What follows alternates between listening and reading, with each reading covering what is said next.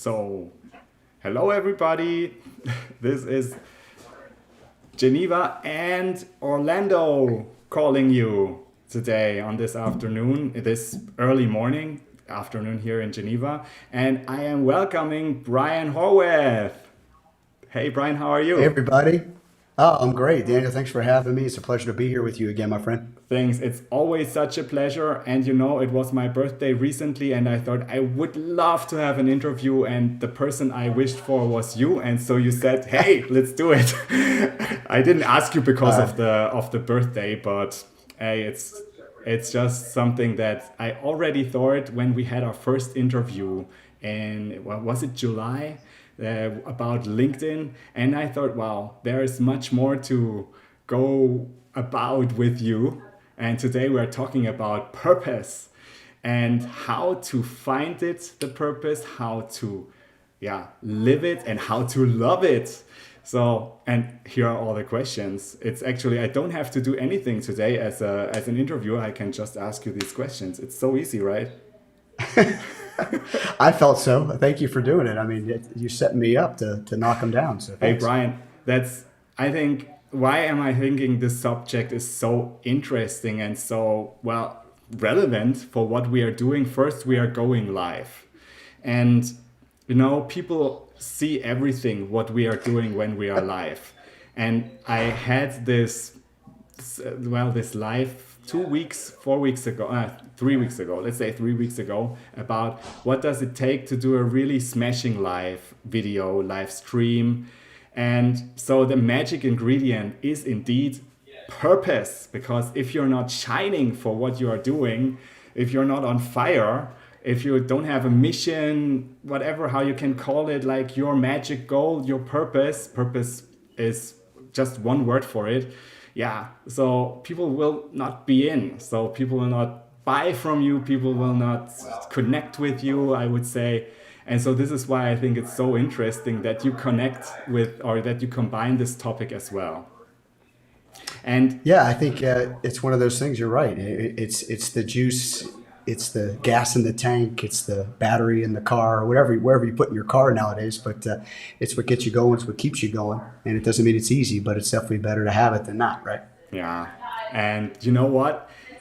There is a question before I'm starting with, like, basically it's your book title, like how to find your purpose, how to, yeah, how to live it, how to love it.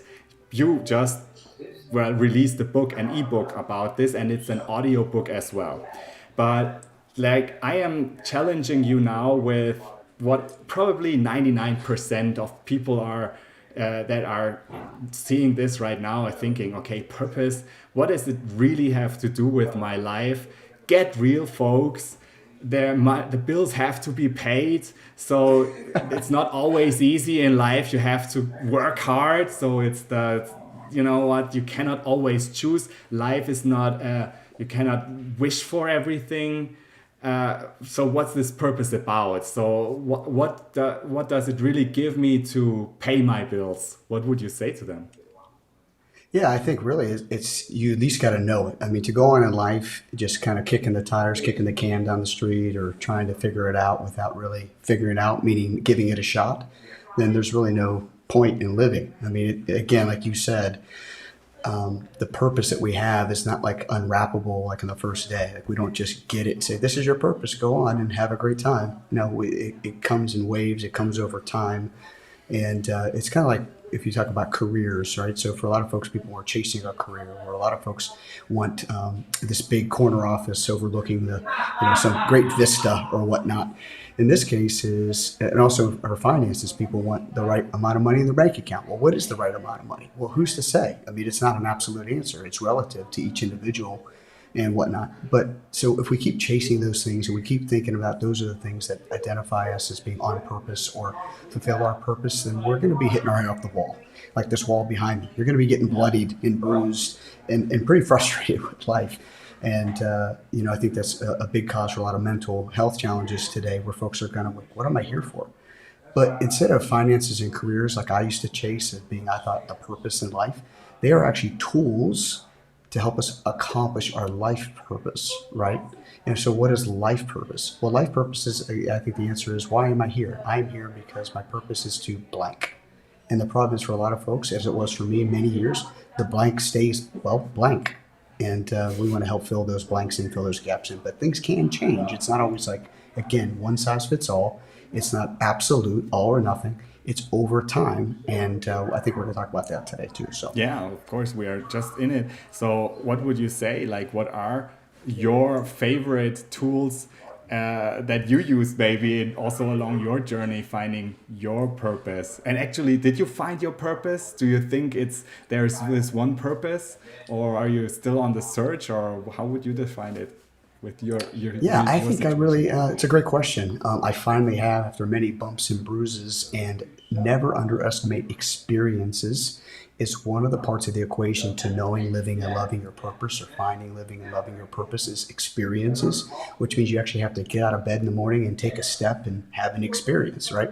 Whether you're single, whether you're married, whether you're in a relationship or not, whether you work or you don't, no matter your status in life, it's taking a step. And those experiences help us to identify our purpose for sure. For many years, I didn't know what it was. I thought it was, like I said a bit ago, to chase the dollar or to climb the corporate ladder or to be successful or well known in my community. But I come to find is that fame or that moment were mostly fleeting, because underneath that was not a solid foundation, but kind of a slippery slope or sinking sand, because I really just wasn't feeling this isn't really me. And I come to find out after many mistakes, like I said, bumps and bruises, hitting the walls, and finally owning up to the fact that I'm not perfect and don't have to be, that my purpose is to help people know, live, and love their purpose, and specifically the purpose for their career and finances. And I do that through a variety of ways: courses, coaching, speaking, consulting, and things like that, where I'm real, where I'm transparent, authentic, and encouraging, and also challenging as well, to not let people stay, as I did for so long, in the same place where the address is called stuck. And when you don't know your purpose, you surely can't live it, because how would you know if you're living it if you don't know it? I believe when you know it and are living it, you're going to love it, because that's why you were made. It's how you were made. It's what you're here for. Is actually this purpose, or what would you say, is this something that you find on your own?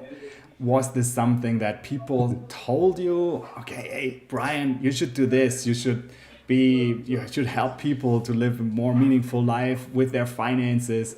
Or was this something that, yeah, basically you was always in you, and you never really heard it? How would you describe it for yourself?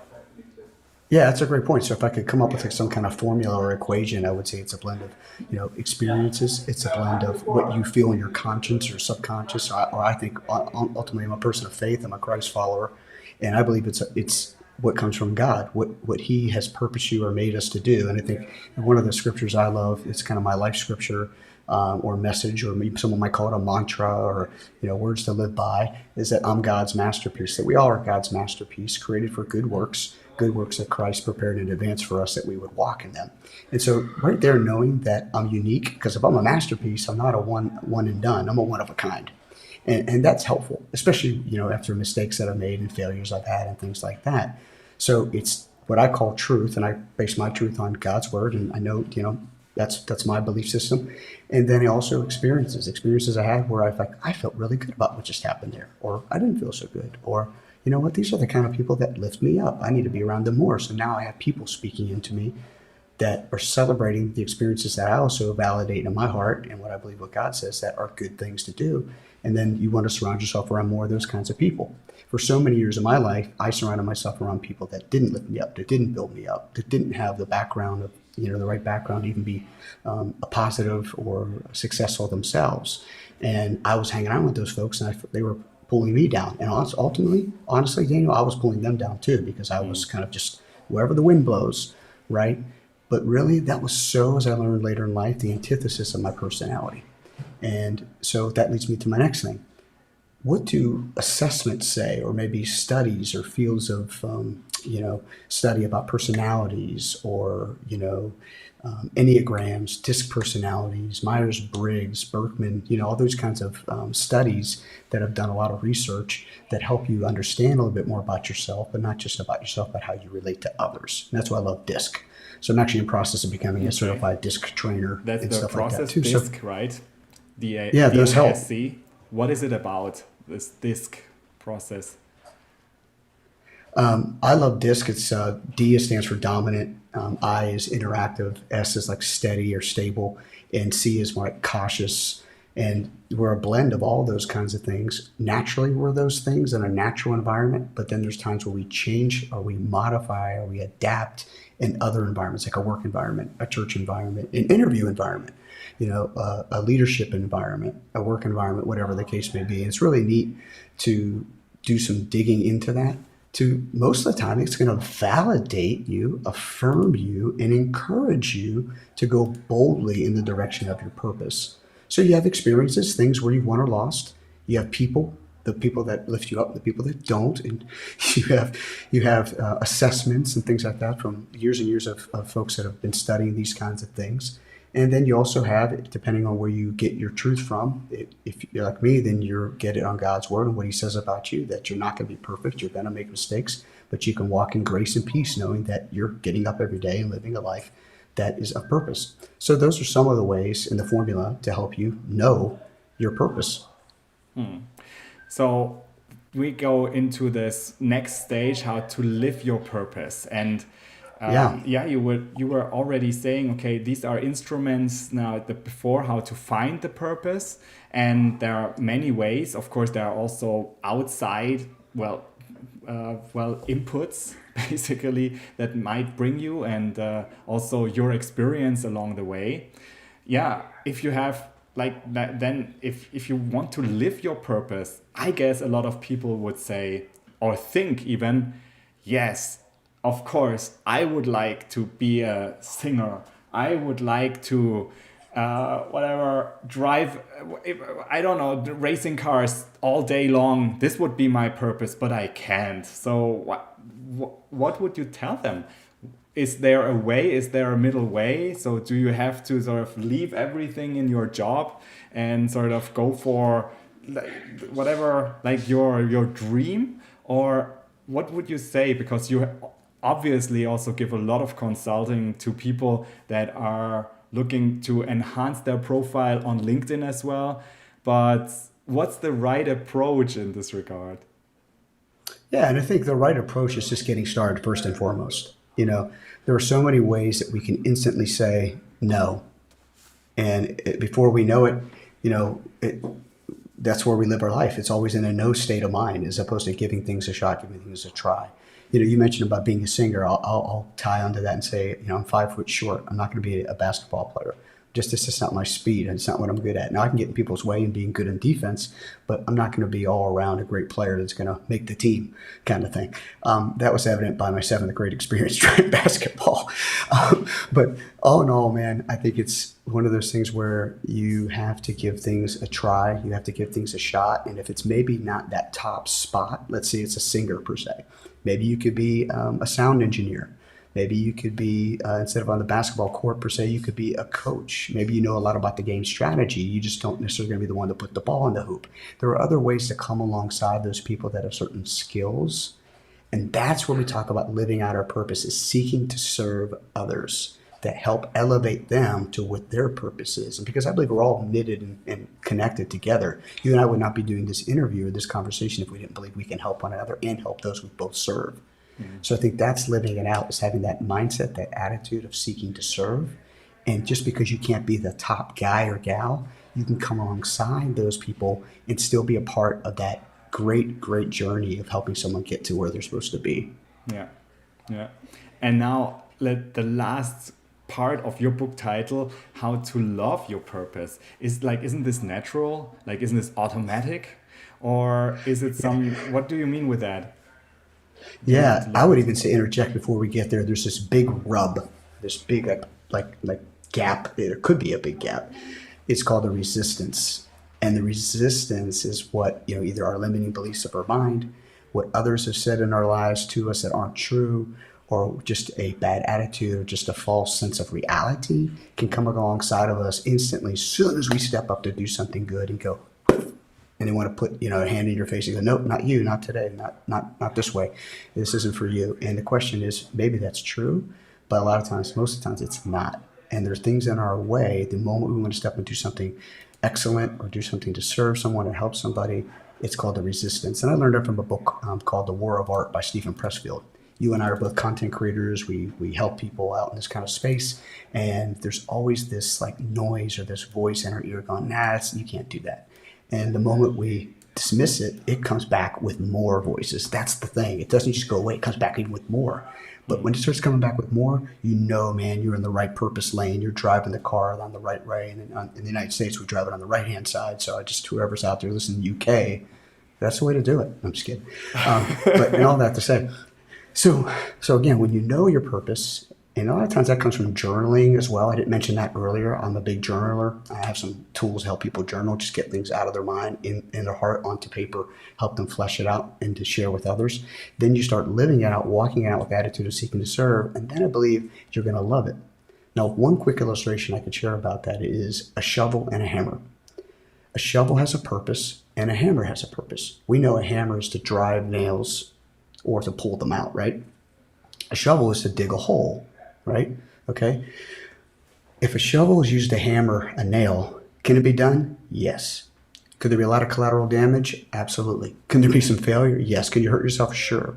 That's because it's not the right purpose for that tool or that instrument. The same thing goes with a hammer. It could dig a hole, but it's going to be very slow, and it's not going to be too pretty.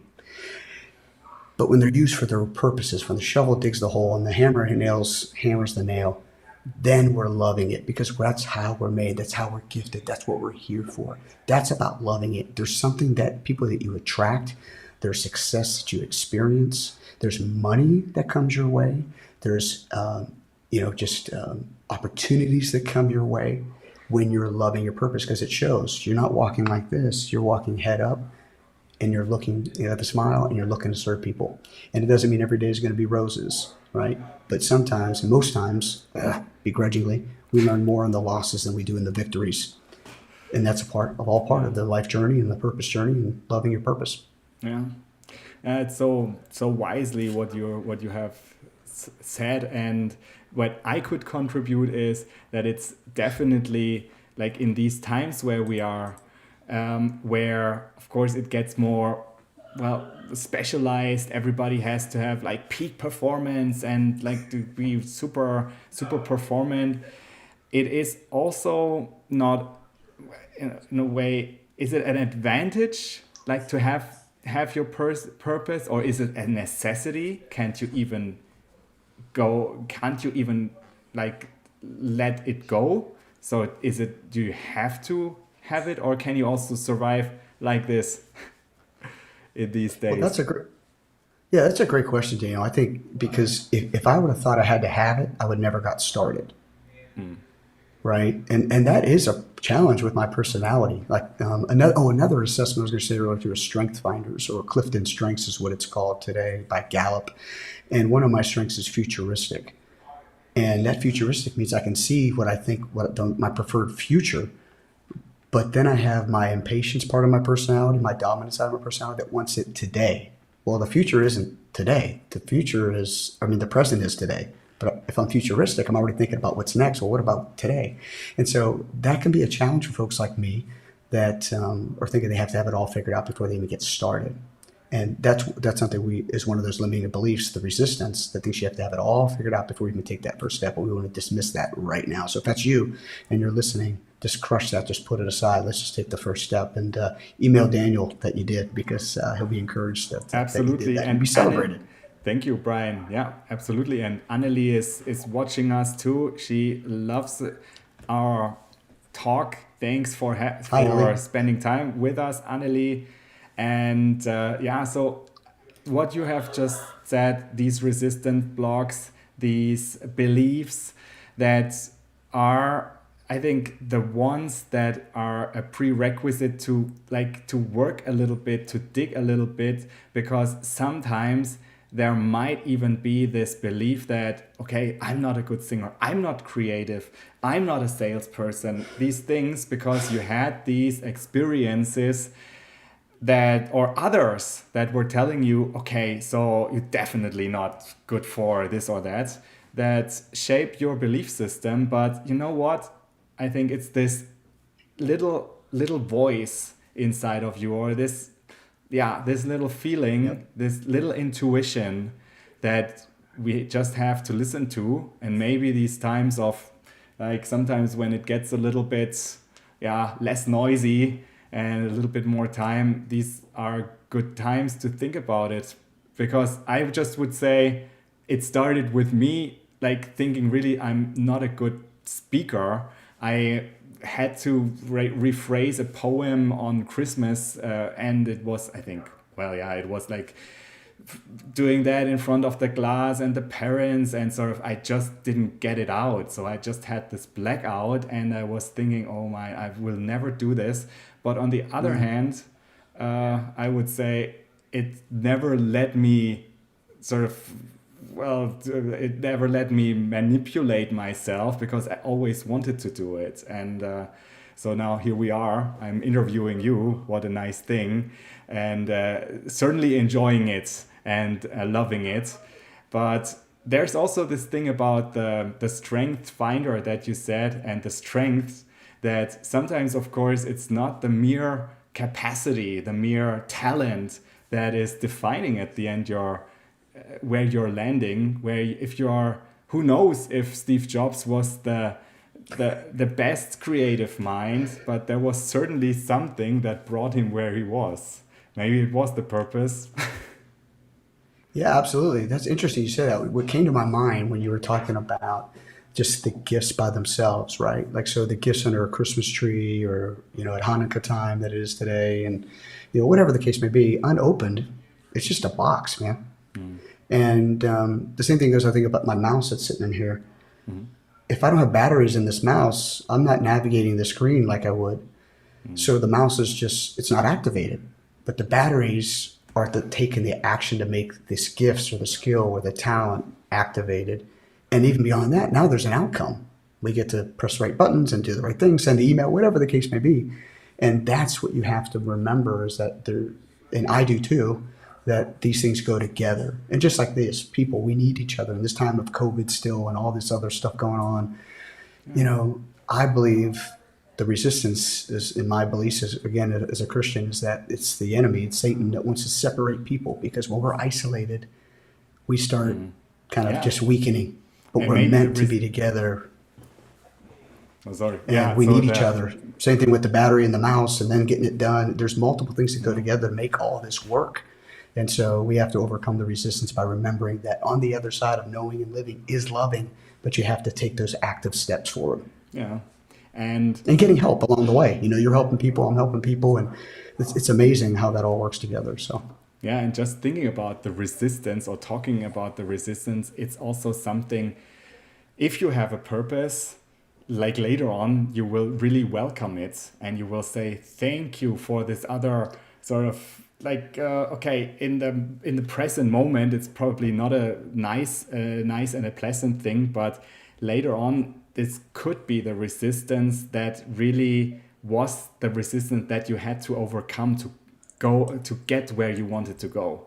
And yeah, just here, like this friendly user here, who is definitely a user speaking in German. He says, "I'm I always love so it. positive. Thanks so much." Brian as well. So this was why I immediately thought he's such a great conversation partner to get the synergies out there in the live universe here, in wherever you're watching us right now.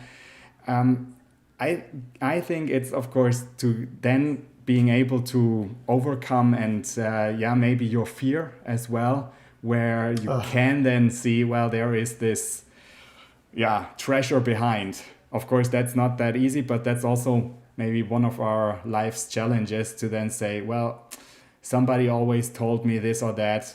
I always felt it in a different way. In your words, I hear to the intuition to God, and followed it, and here we are today. And in a way, it's not. I would even say, because I started with all these, well, society talk about like you have to work hard, and so don't, you know what, you cannot always have a nice life or something like that. Of course, I think people who have a purpose sometimes don't think about that so much, but still treasure this little voice, maybe, that if you are still looking for your purpose and if you're still having something that is really interesting you, don't cut it off, because it will come back. And it is something that will be probably the ultimate. You have been using the battery metaphor. So maybe it will be not even your battery, it will be your power plant in life that gives you this unlimited potential, right? Yeah, I would think there's a time back. Oh my gosh, man, coming alongside of it now. It's in 2006. I was in the wine and spirits industry, and I sold German wines as well. And so, just to let you know. Okay. And I was coming home from a New Year's Eve party, and by the way, I was very successful. What I thought was success at that time, I was very successful in my wine business. And I was coming home from a New Year's Eve party in December of 2006, and just crying, just bawling, and really distraught, because I was so tired of life as I was living it that year and the years prior. And I was like, and looking forward to 2007, going, what's the point? I mean, I can't seem to escape myself. I can't seem to feel better about where I'm going, even though I'm successful, even though I'm making, six figures. For me, that was successful at the age of 29 or 28, whatever I was then. And I decided to try to take my own life. I was so distraught and not hitting the mark on my purpose in my life, at least what I thought was. And I kept doing the things I didn't want to do anymore, but I kept doing them even though I was hearing, don't do those things. I didn't know where to go. I didn't know where to turn. And so, but the next day, January 1st, 2007, I woke up to these birds chirping and this bright sunshine pouring into the room. And I was like, oh my gosh, I didn't take my own life. This is amazing. Like, okay, that was a rough night. And something clicked. And I really believe, again, back to my testimony of faith, that God pulled me out, by the back of my neck, like a bear cub would be taken by his mama bear, and said, I'm done with you and the way you've been living. This is something I have different for you, new for you. You just don't seem to get it, boy. Come here. I'm gonna, yeah. And but he did it lovingly. And ever since then, my life has been entirely changed. And I wouldn't have said that 2 days later, but now how many years later? 15, 16 years later? That was a moment. That was the epiphany. That was the 180 in my life that completely changed everything. And I didn't have kids then. I wasn't married then. I was all about me, and still struggle with that, by the way. But that just turned my life around. And now I have this beautiful family. Yes.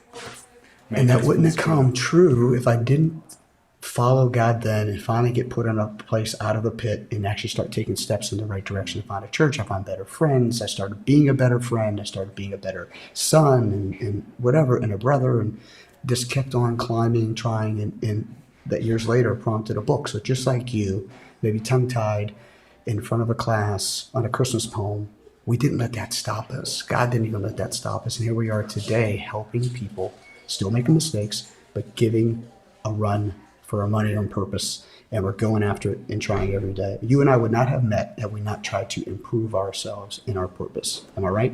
Yeah. So excited about where this is going this year in 2022. Yeah, and that's actually the magic word, 2022.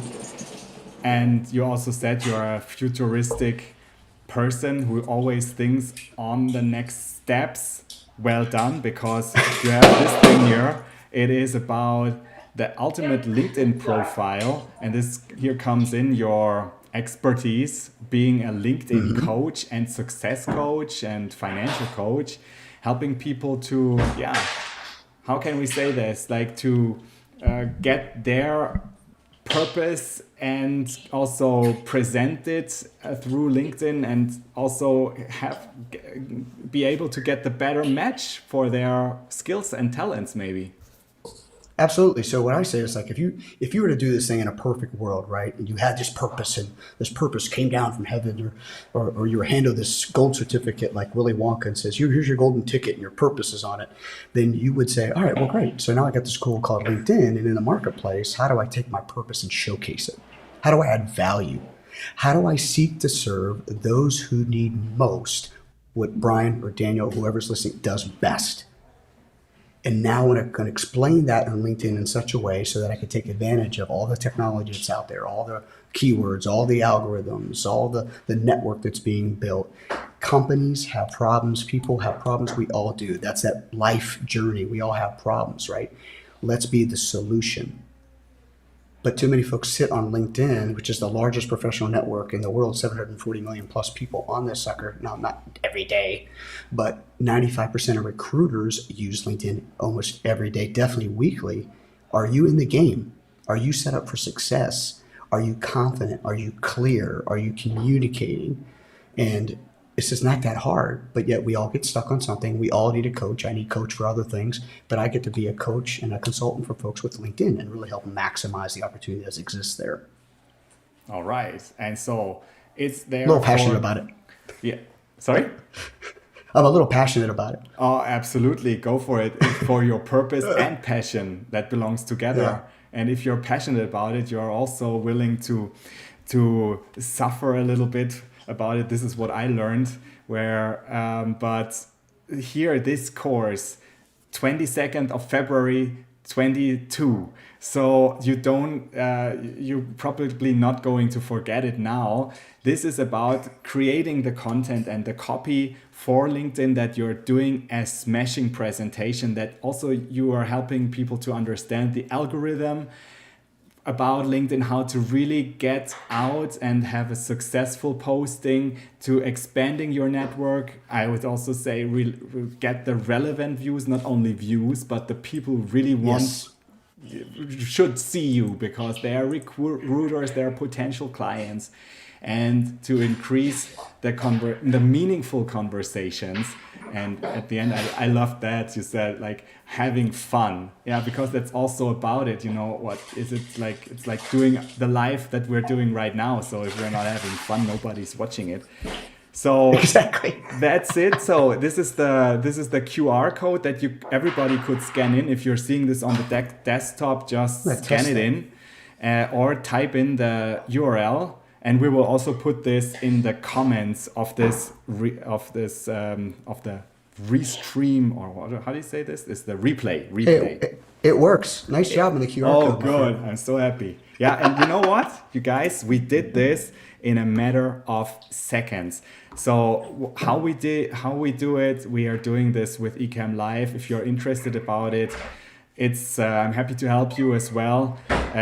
This is something, you know what, I would say people don't want to waste their time. We're doing this here on a Friday afternoon, on a Friday morning, of course. This was, I think, such a heavy and relevant half hour with my friend Brian, and I'm so happy that we had the opportunity. Of course, it requires a little bit of preparation, but if you are doing this, if you're investing this work, you can really enjoy the moment, I always say the best life ever, because it's every live video, every live stream that you're doing is the best life because it's the most recent. Nobody's caring about thing from whatever 3 months ago. But you know what? Exactly. I would say it's also it's the technology certainly, but it's also the ingredients. And here, like a conversation partner like Brian is just like a dream for me. It's so great. So I would really love to continue our conversations maybe in 2022 if there's something. Hopefully, if you're not booked out because of your many courses that you're giving, I would love to talk to you again soon. Yeah, absolutely, Daniel. I just say, well, job well done, man. You're an encourager, you're an inspiration, and it's great to have your smiling face being out here on the web, man. There's a lot of voices out here that want to bring people down, but yours one that's Oh about yeah. raising up people, lifting up people, and it's a real blessing, brother. Thank you for the opportunity. Absolutely. Hey, and Brian, wishing you really, really all the best now for December. It's still a month ahead. You know what? 30, no, let's say 27 days to make your, to give your year an extra squeeze here. And just if you're interested in looking at this conversation, if you have just seen it like now and you have missed it, there will be a replay here. It's on our YouTube channels, because today, I have not said this, we have actually pooled our channels. This live stream is streamed live on Brian's channels and on my channels. I'm quite proud of that, because I think we are the first ones who have been taking advantage of this new feature that is out there. So if you have seen it, if you are going to see it, you're invited to our YouTube channels for the replay. This is the QR code to my YouTube channel. I'm looking forward to your visit and maybe to your subscription, hopefully. And also, of course, Brian has his own channel on YouTube as well. Here's the QR code from Brian. Anything else that we need to add to before we leave people into their well-deserved weekend on the purpose? Yeah, I would say as an action item, what's something this weekend that you've been thinking about doing, you just haven't done it because there's some form of resistance? You got, let's see, 48, 72 hours, almost less than that, but get it done. Try it. It doesn't mean you'll get it all done, but you'll make a step towards getting it done. And I think for a lot of us, we get wrapped up in all the steps. Let's take the first step. And if you have done that, email Daniel or myself and let us know that you did, because you know what? You deserve to be celebrated. We all need to encourage each other. So take that first step this weekend. Super cool. Brian, thanks so much. Wishing you a great weekend and looking forward to seeing you soon. Hey, you got it. Thank you, brother. Bye. And thanks everybody. So this is it for me this week. So we did an interview this week. I will be back next week. If you like with another interesting topic about reaching out with live video and being authentic, really being happy about it, and also showcasing your purpose, because if you have a purpose, this is the best ingredient to really reach out with a powerful live video stream and then to connect with people. And this is just one of the many examples how I would say how you can just generate new clients and new followers. And Brian is already posting me here. Thank you, Brian. And I will just say bye-bye here from Geneva, and also my regards to Brian and to all the viewers here out there. See you soon. Bye-bye.